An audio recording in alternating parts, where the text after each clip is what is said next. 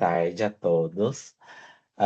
Fiquei encarregado hoje com esse texto aqui, intitulado Sexismo e Políticas Linguísticas de Gênero, da Cristine e do Guilherme, da Universidade Federal de Santa Catarina. Um texto muito interessante, assim, para a minha área de pesquisa do mestrado. Então, me fez refletir muitas coisas também, né, a respeito dessa questão da evolução da língua, dessa substituição de gênero e tudo mais, a partir de um gênero inclusivo, de uma linguagem inclusiva, enfim. E inicialmente nós temos essa pergunta. Eu acho que ao iniciar o texto, né, o capítulo, com essa pergunta, o texto ele foi sendo construído a partir dela, né? E foi vindo aí introduzindo alguns pensamentos para tentar responder, né, e complementar aí essa pergunta inicial, de que seria possível modificar deliberadamente as estruturas gramaticais de uma língua de modo a torná-la menos sexista e mais igualitária? Então, nós vamos ver aí algumas possibilidades disso, né? O que está acontecendo aí em alguns países, como está no Brasil, essa mudança aí, esse processo de tornar uma língua, né, menos sexista e mais igualitária.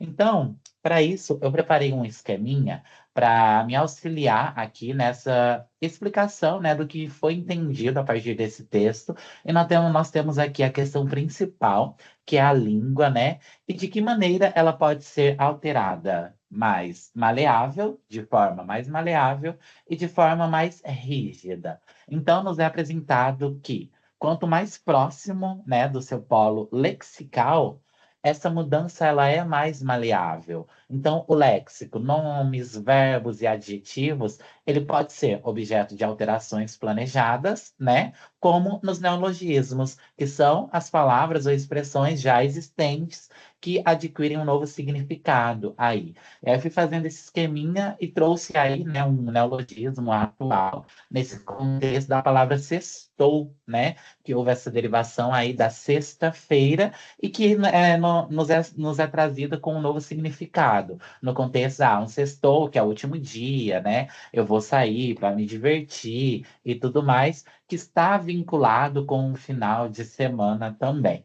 Então, aí, de maneira mais maleável, essas mudanças ocorrem no campo do léxico, o que é contrário quando se trata de um polo mais gramatical. Quanto mais próximo do seu polo gramatical, essa mudança ela é mais rígida, né? Então a gramática ela seria aí muito mais inviolável, não permitindo aí essas modificações voluntárias por parte dos seus usuários, né? Então, a maneira que o sextou foi introduzido, por exemplo, foi uma maneira aí, né, cotidiana, uma maneira usual. Agora, uma mudança gramatical, ela ocorre de maneira mais rígida. Tem todo um processo aí, tem toda uma luta por trás disso e todo um critério também.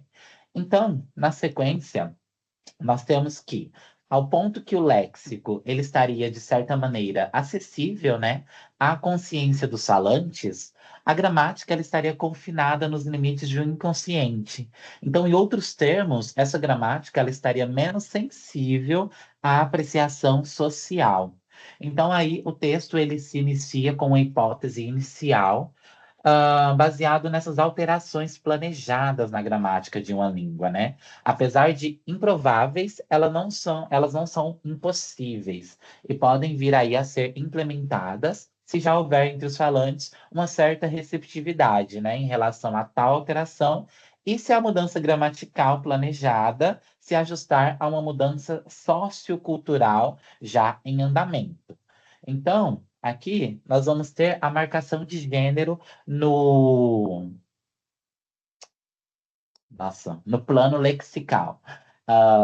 É porque apareceu aqui um trem em cima e não deu para ver. Então, nós temos aí a marcação de gênero nesse plano lexical. houve essa introdução para falar, né, dessas mudanças, que há sim uma possibilidade, mas vai depender de alguns critérios, né, socioculturais, também políticos, vou trazer mais aí à tona nos próximos slides. E aí, a primeira seção, seria essa marcação de gênero no plano lexical, em que ocorre uma feminização linguística, que é a criação, né, ou recuperação, ressignificação de nomes femininos de profissões, graus, funções e títulos que outrora eram exclusivamente masculinos, certo? E aí nos trouxe alguns exemplos interessantes. No francês, que trouxe esse exemplo de um deputado que estava tendo uma sessão e a presidente da sessão, né, uma mulher, e esse deputado tratou ela como Madame le Président, alguma coisa assim, do francês, mas esse le representando algo masculino, né? E aí a maneira correta que ela queria ser tratada ali naquele momento seria o Madame la Président. Então aí esse lá como a maneira correta. Ele tentou utilizar uma justificativa, né? Se ele falasse esse lá, seria como se ela fosse a esposa do presidente. Então, aí tentando se justificar, né? A partir de vamos pensar assim, uma gramática já idealizada anteriormente. Então, há esse processo, né? As pessoas que elas se sentem mais restritas no sentido de que não quer utilizar essa nova possibilidade, sempre vai ter uma justificativa a partir de algo anterior, já escrito, já falado, já oficializado, certo? Então, houve essa primeira questão aqui, em que veio à tona essa discussão, não nesse momento que veio à tona, mas foi um momento importante e marcante, né, em que nós podemos exemplificar dessa utilização do ler e do lá, o lá como correta e o ler aí sendo algo que anteriormente era o ideal. E houve também essa feminização com o inglês. Então, onde nós teríamos aí policeman, fireman, businessman, tirou esse man, certo? E aí nós temos outras possibilidades aí de falar. Seria o policy officer, officer, firefighter e business executive. Então, aí, essas alterações com essa ideia de feminização, certo? E essa ideia também de inclusão. Na sequência, nós temos algumas outras leis, aí vindo mais para o contexto brasileiro. A Lei número 2049, né, sancionada por Juscelino Kubitschek, em que o gênero gramatical, né, desse nome, em seu natural acolhimento ao sexo funcionário a quem se refere. Então, aí seria a possibilidade de colocar, né, o artigo masculino ou feminino de acordo com a pessoa que está sendo referida ali naquele momento. E a lei da Câmara, de 2002, número 102, em que as disposições normativas elas serão redigidas com clareza. Que clareza, né? Nos casos em que o termo homem ou homens estiver se referindo a pessoas de ambos os sexos, aí deverá ser empregada a forma inclusiva homens e mulheres, certo? Aqui nós temos também uma outra lei, seria a lei número 12.605 de 2012, e que foi sancionada pela Dilma Rousseff, em que diz: instituições de ensino públicas e privadas expedirão diplomas e certificados com a flexão de gênero correspondente ao sexo da pessoa diplomada, ao designar a profissão e também, ou também o grau obtido, né? Então, aí foi uma outra lei, um momento aí que está oficializado no Brasil. E aqui eu trouxe também um outro esqueminha para tentar mostrar o que foi, né, ocorrendo, essa possibilidade de alteração, toda a discussão que nós tivemos em cima também do nomear, né, a presidenta ou a presidente, o que é o correto, e o porquê está em visibilidade, porque está em alteração para presidenta naquele contexto em que nós estávamos. Então aqui eu trouxe essas duas palavras, estudante e assistente, em que nós temos aqui o a estudante, o a assistente, né? Que aqui estudante e assistente são palavras que vai ser para ambos os gêneros e vamos especificar aqui de acordo com o artigo, o e a. E presidente é dessa maneira que ocorre. Então, nós vamos ter aqui o presidente, a presidente. E porque a presidenta, ela ficou tão, ah, essa possibilidade, né? Ficou tão, vamos pensar assim, em discussão no momento da presidência. Então, tem essa questão cultural também, sociocultural brasileira, né? Em que nós temos aí um histórico de presidentes homens, e aí no momento que nós temos aí uma presidenta, uma mulher, há essa necessidade, né, de mostrar mesmo. Se trata de uma presidenta, uma mulher. Então, a presidenta ela seria mais reconhecida como resultante de um processo de derivação. Então, por quê? Aí nós voltamos naquela questão lá, de maneira mais maleável, esta derivação do léxico, que se trata da derivação de presidente. Não está em questão gênero gramatical aqui, né? Não é o a. O que está em questão aqui é o léxico. Então, por isso também que há um justificativo lá, porque foi tão aceito nesse contexto, aceito assim, de maneira mais prática, mais fácil do que hoje em dia é discutido, né? Uma linguagem inclusiva porque gerou tão menos problemáticos do que uma linguagem inclusiva hoje em dia no contexto de alterações do vocativo, por exemplo, para um E, um X, enfim. Vou chegar nessa questão. Então, o que entra em questão aqui é a escolha entre uma variante, que seria considerada como um caso de flexão, né, presidente, e outra que seria considerada como um caso de derivação, a presidenta, e mais marcadamente feminina. E há também, no texto, trouxe aí algumas questões para refletir essa movimentação de utilização, né? Presidente, presidenta, o, a. Então, aqui eu trouxe alguns exemplos, de jornais mesmo, divulgando notícias, e dessa fala, né, da ministra Carmen Lúcia, e que ela fala: nova presidente do STF não quer ser chamada de presidenta. E ela coloca: sou amante da língua portuguesa e acho que o cargo é de presidente, não é? Então, aqui, optando por utilizar, né, a presidente, e não essa nomenclatura aí de presidenta. E aqui, ó, já quando nós vamos ver algumas apresentações da ex-presidenta Dilma Rousseff, nós temos aqui a pergunta mais difícil para a presidenta, né? Pronunciamento da presidenta Dilma Rousseff, certo? E aqui, ó, pronunciamento da presidenta.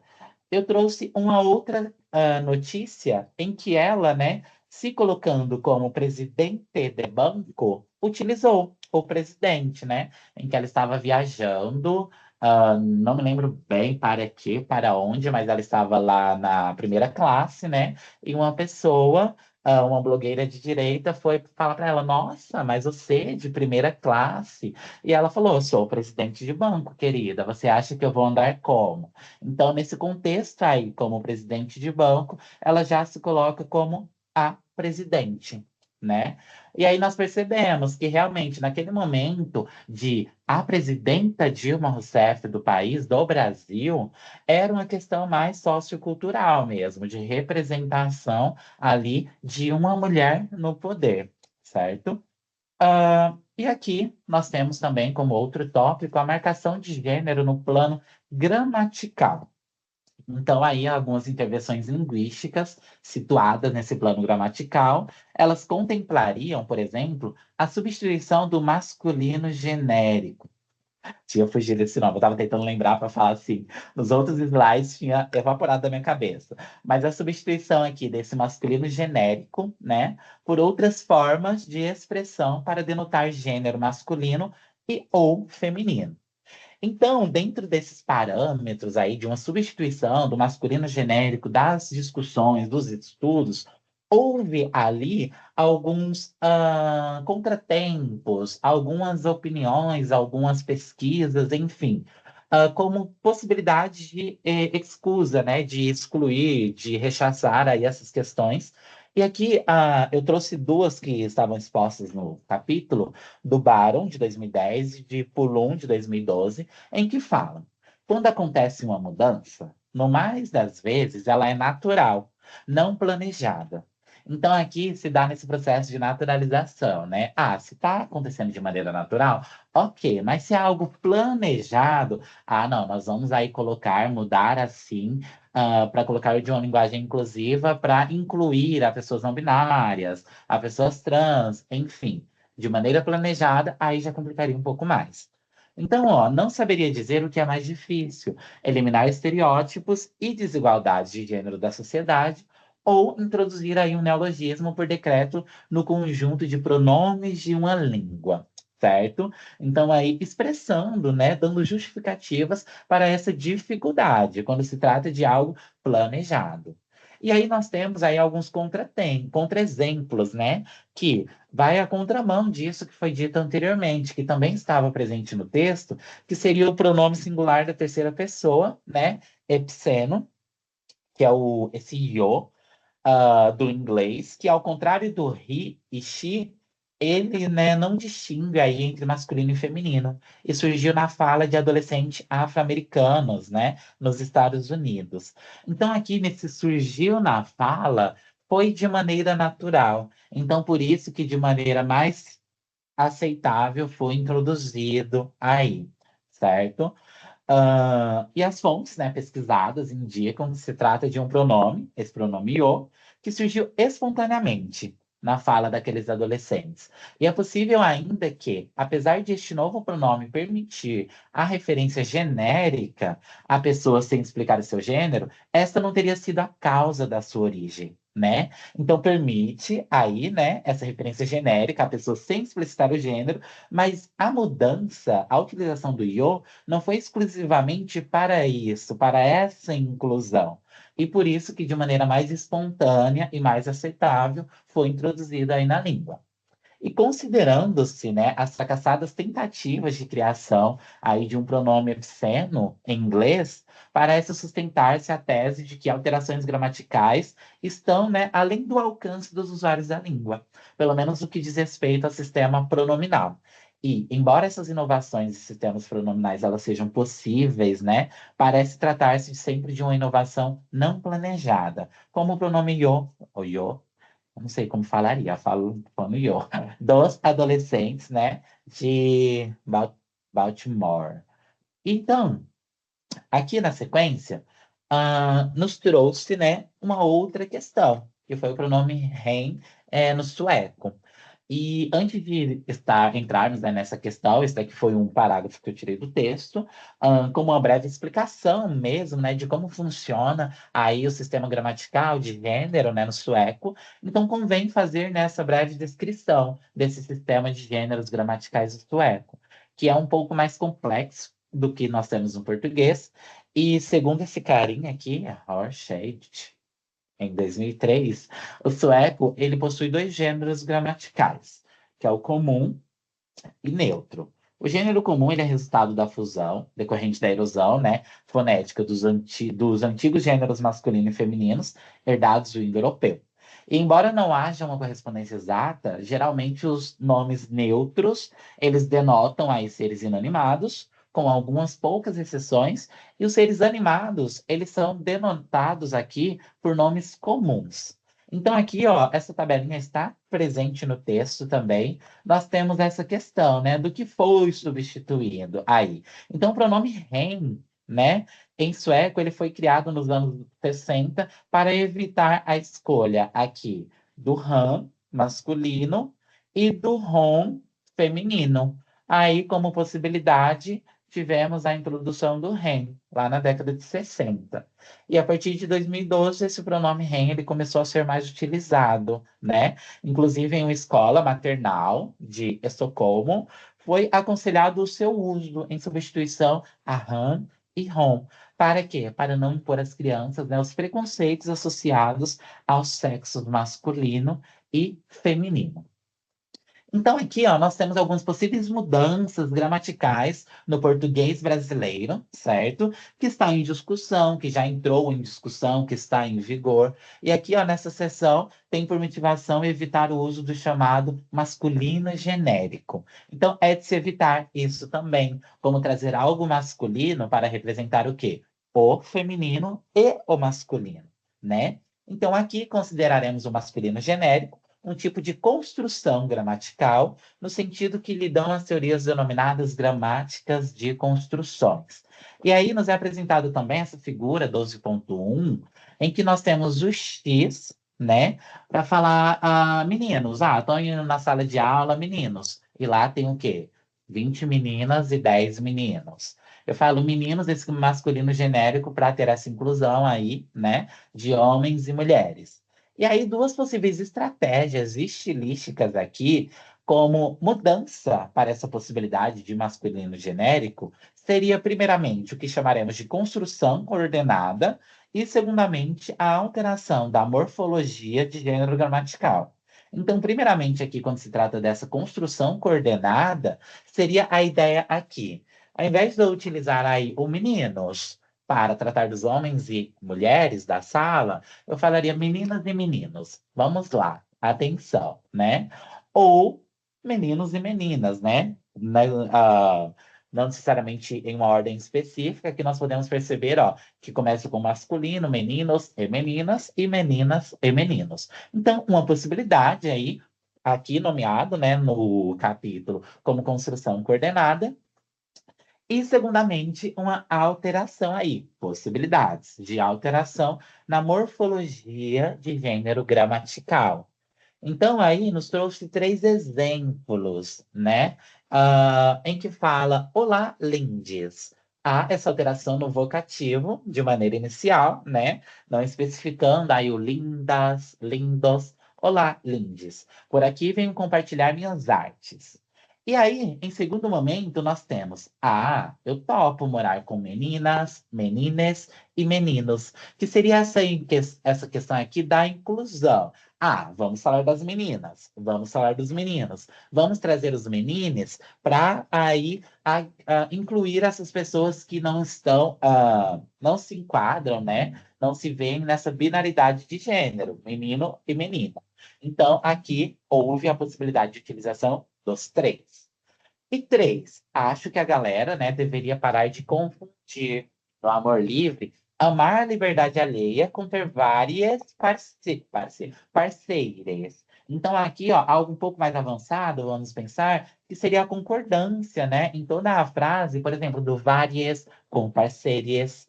E aqui, ó, na sequência, tem poligâmicas super apegadas e que morrem de medo de ter que escolher entre as pessoas que o indivíduo ama. E aqui é interessante, porque nós temos o poligâmicas com apegades, né? Tendo aí essa concordância, mas em as pessoas e o indivíduo, quando nós temos aqui, de medo de ter que escolher entre as pessoas que o indivíduo. Então, nós temos aqui o feminino e o masculino, né? Esses nomes, eles são epicenos, nos quais o gênero gramatical, ele não tem essa correspondência com o gênero do referente. E por isso aí que mantém-se a sua morfologia de gênero gramatical. Aí, como pessoas, as pessoas no feminino, e indivíduo, o indivíduo no masculino, respectivamente. Certo? Então, aqui nós temos também, em seguida, a marcação de gênero como uma variação linguística, né? Foi o último tópico trabalhado no capítulo, em que vai mostrar aí essa marcação como variação linguística, que as motivações externas para a escolha de uma variante, por exemplo, ou outra, elas devem também ser vistas em relação ao percurso histórico, perdão, das reivindicações feministas e queer. Então, no caso de uma reconfiguração epistêmica em relação aos saberes linguísticos, alinhamos-nos à ideia de que a língua, né, ela é heterogênea, dinâmica e variável, o que significa que a emergência de uma variável linguística, pela instauração de uma nova variante, ela pode ser motivada por questões de natureza extralinguística. Em termos de propagação dessa variável linguística, a intensificação e também a amplificação do uso, né, ela implicaria um aumento da frequência da nova variante, sinalizando futuramente para uma variação estável. E defendemos aí, né, no capítulo, que a propagação ela é fortemente influenciada por quê? Por intervenções políticas, salientando o papel das políticas linguísticas e identitárias nesse processo, né? Que é o caso da Lei número 12.605 de 2012, que regula o quê? A flexão de gênero gramatical em nomes designativos de títulos ou funções públicas, como em textos oficiais. Então, foi como que esqueci o termo que eu poderia utilizar, mas aí trazendo, né, muitas, como se dá esse processo do início, como foi tendo as alterações no decorrer do tempo, certo? E aí foi concluído que essas mudanças linguísticas, no capítulo, né, houve essa conclusão, elas refletem o quê? As transformações sociais. E o uso do pronome hen, no sueco, por exemplo, mostra como a aceitação de inovações depende também do contexto cultural. E no português, essas mudanças para eliminar as marcas sexistas, elas podem ocorrer, né, com o avanço das discussões de gênero, como no caso da presidenta. Mas e se elas podem ocorrer, não significa que ocorrerão, mas podem ocorrer em algum momento, certo? E isso também vai depender aí de muitas questões. Uma delas é o avanço aí dessas discussões a respeito do gênero, né, a partir dessas perspectivas queer e feministas. Então, resumidamente, foi isso, né, que se tratou no capítulo. E foi um capítulo assim que eu achei bem interessante, muito informativo também nesse contexto de como começa lá de baixo, né? E como vem sendo essa discussão atual da linguagem inclusiva, porque é tão difícil essa aceitação, né, por meio de uma mudança no gramatical e não necessariamente no lexical. Então, fim.